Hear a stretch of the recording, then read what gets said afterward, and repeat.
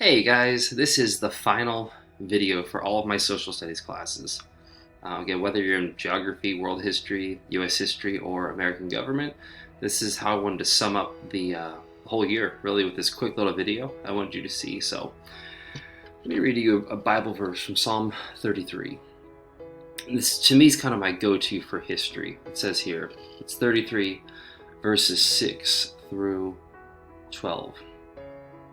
It says, so starting in Psalm 33:6, it says, "By the word of the Lord the heavens were made, their starry host by the breath of his mouth.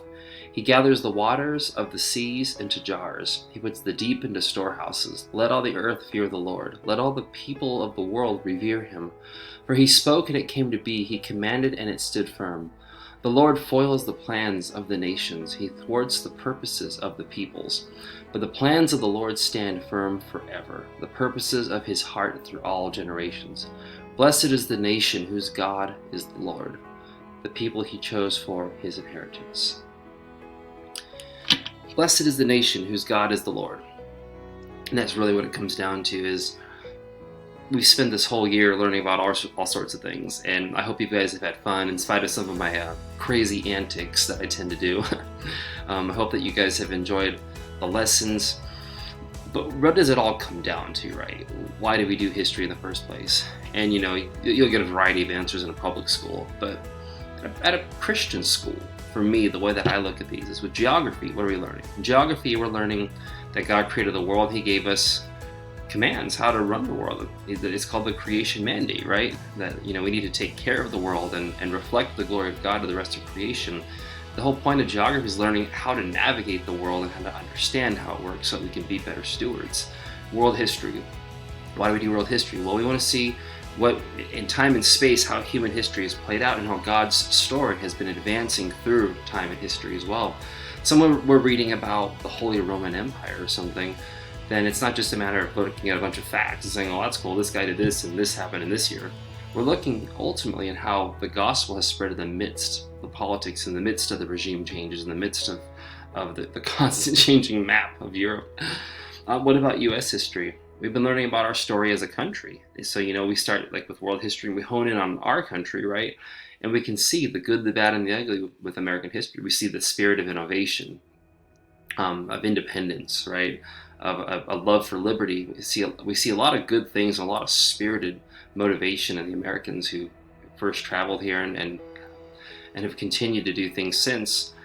But ultimately, as Christians, our goal is we're saying, okay, this is the story we have as Americans. Again, the good, the bad, and the ugly. How can we move forward as Americans and better that story? How can we add our Christian worldview? How can we inform it more with the gospel?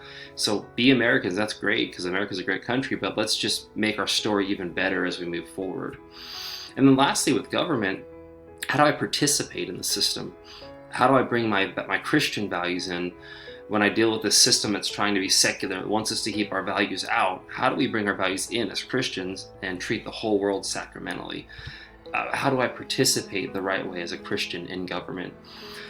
And so, in the end, all my classes, though, the point comes down to the verse I just read. Blessed is the nation whose God is the Lord. And my prayer for us all, though, is as we do history, we come back to that truth.